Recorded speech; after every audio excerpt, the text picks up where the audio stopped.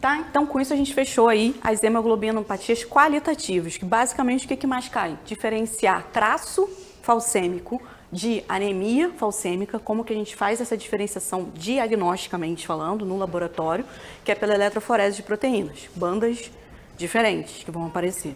E o teste para diferenciar hemoglobina S de hemoglobina D, porque elas são muito parecidas na eletroforese. Então, para você diferenciar, teste de falsização, a D não falsiza, nenhuma outra falsiza, só a S, tá? E aí, a gente entra então agora no grupo das hemoglobinopatias quantitativas, que a gente chama isso de talassemias, tá?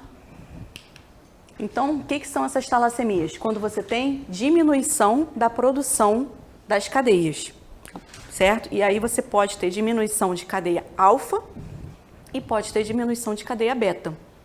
Tá? Então, se eu estou falando que o problema está na cadeia alfa, eu chamo de talassemia alfa. E se o problema está na cadeia beta, eu chamo de talassemia beta. Tá? Então, cuidado, porque às vezes eles gostam de jogar o oposto no conceito. Falar que quem tem talassemia alfa é quem tem problema na beta. Tá? Não é. Se é alfa, o problema é na alfa. Se é beta, o problema é na beta. Tá? E aí, essas talassemias, elas geram também anemias, só que já não é mais anemia hemolítica, é uma anemia microcítica hipocrômica. Lembra que a gente falou, né, desse grupo? Então, na hora que a gente vai dosar lá o ferro vai estar normal para essas talassemias, certo? E como que a gente vai, então, fazer o diagnóstico dela? Lembra que a gente já falou lá no blocão das anemias microcíticas? Eletroforese, tá? A gente vai ver as bandas que vão se formar. Então, lá, na beta-talassemia, a gente tem, ó, isso aqui é o paciente normal, isso aqui é o paciente com um gene beta com defeito, e o outro aqui que é o paciente com os 2 genes beta com defeito, tá?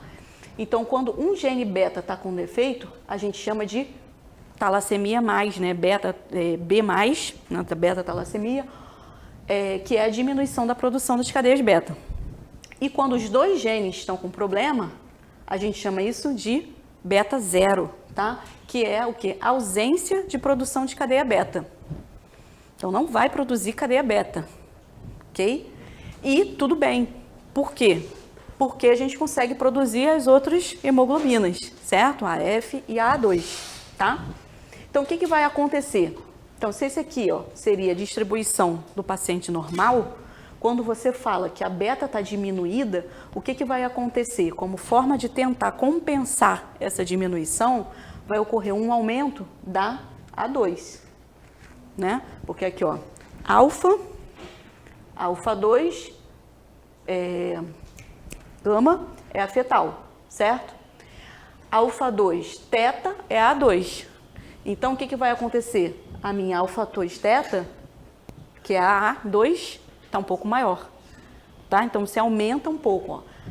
A hemoglobina A2, ela geralmente fica levemente aumentada, tá? Para tentar compensar. E quando a beta está ausente? Então, lá, repara que eu não tenho essa parte aqui do amarelo clarinho. Não existe, não produz. Então, ele vai ser compensado pela fetal lá. A fetal fica muito maior. Porque, na verdade, ele já tinha fetal antes de nascer. Então, esse gene, na verdade, ele não vai ser reprimido. Ele vai continuar rolando como se ele ainda tivesse, vamos dizer assim, né, na vida fetal dele, tá?